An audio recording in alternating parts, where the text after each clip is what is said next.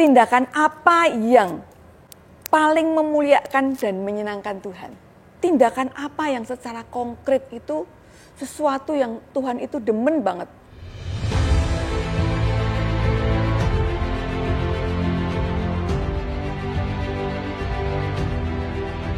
Pernah gak kita bertanya pada diri sendiri, apa sih tujuan saya hidup di dunia ini? Sudah on track kah hidupku dengan kehendak Tuhan?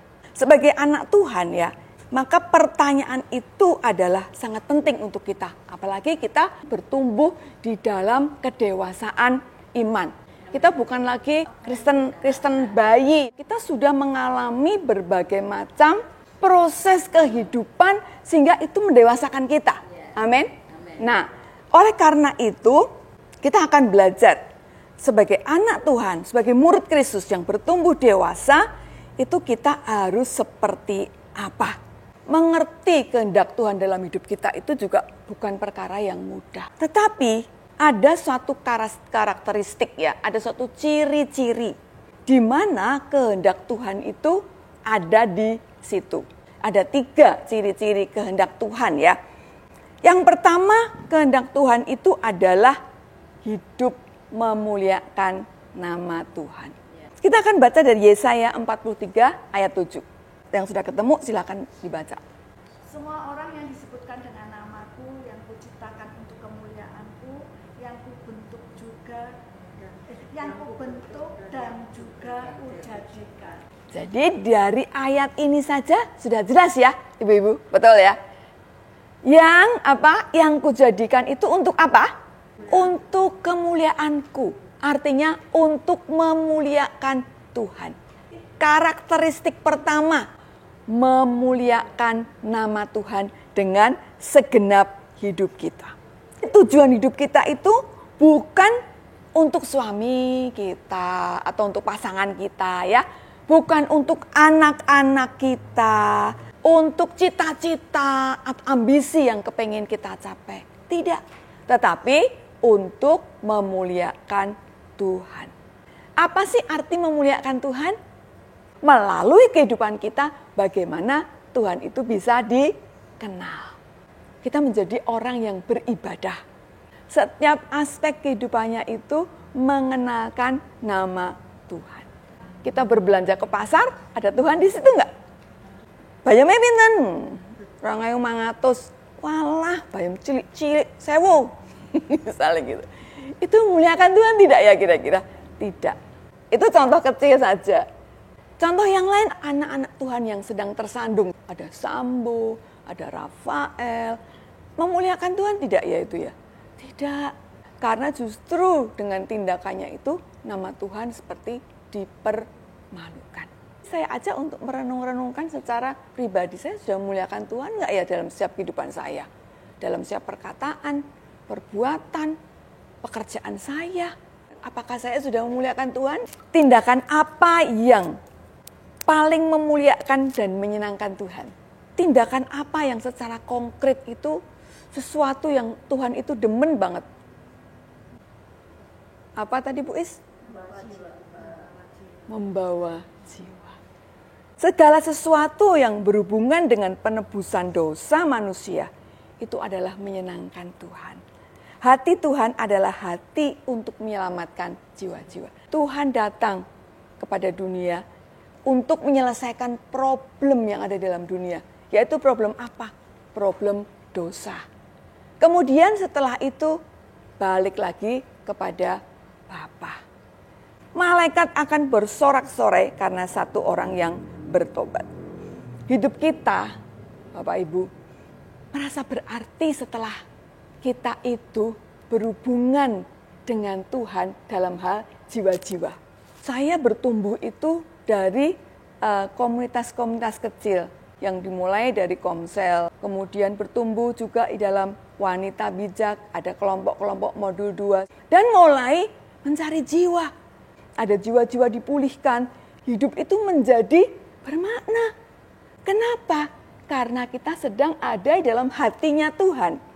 Karena kita sedang ada di dalam rencana dan kehendak Tuhan, yaitu memuliakan namanya dengan membawa jiwa-jiwa. PR untuk kita. Tahun ini kita mau bawa jiwa berapa? Yang kedua adalah ciri-ciri kehendak Tuhan. Yang kedua, hidup tidak serupa dengan dunia ini. Kita akan baca dari Roma 12 ayat 2. Janganlah kamu menjadi serupa dengan dunia ini, tetapi berubahlah oleh pembaharuan budimu, sehingga kamu dapat membedakan mana kehendak Allah, apa yang baik, yang berkenan kepada Allah, dan yang sempurna. Amin. Apa sih arti dunia? Dunia adalah suatu nilai-nilai, paradigma, kenikmatan, kenyamanan hidup, itu dunia ya. Kita bisa baca dari 1 Yohanes 5 ayat 19. Kita tahu bahwa kita berasal dari Allah dan seluruh dunia berada di bawah kuasa si jahat. Ya, jadi dunia ini sudah dikuasai oleh si jahat. Sehingga sangat tepat firman Tuhan mengatakan, dan kamu janganlah serupa dengan dunia ini. Hati-hati kalau tidak waspada akan menjadi serupa dengan dunia. Masih Kristen? Masih.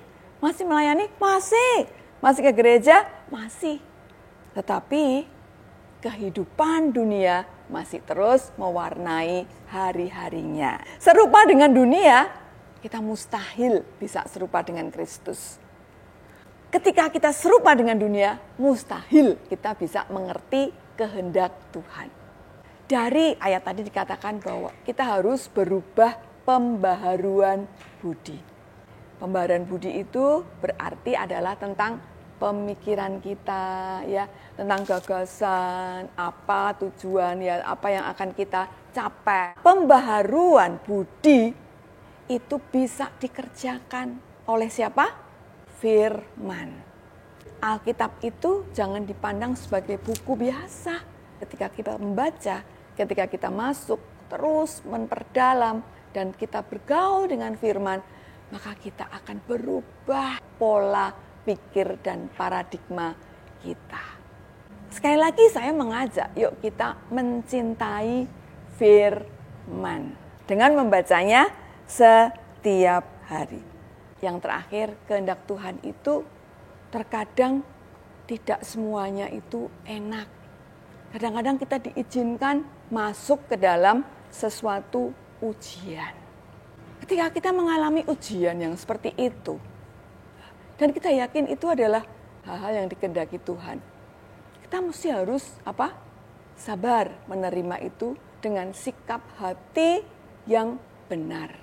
Tanpa harus mempertanyakan itu. Kenapa terjadi ini? Kenapa terjadi itu? Karakteristik kehendak Tuhan yang ketiga adalah tidak semuanya itu sesuai dengan apa yang kita mau.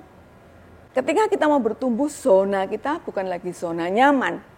Apakah ketika hal-hal yang tidak enak itu terjadi dalam hidup kita, lalu kita membiarkan hati kita untuk protes kepada Tuhan, mempertanyakan otoritas dan kehendak Tuhan. Apakah kita tetap, ya, saya merendahkan hati saya Tuhan dan menundukkan pikiranku, kehendak bebasku, dan perasaanku ada di dalam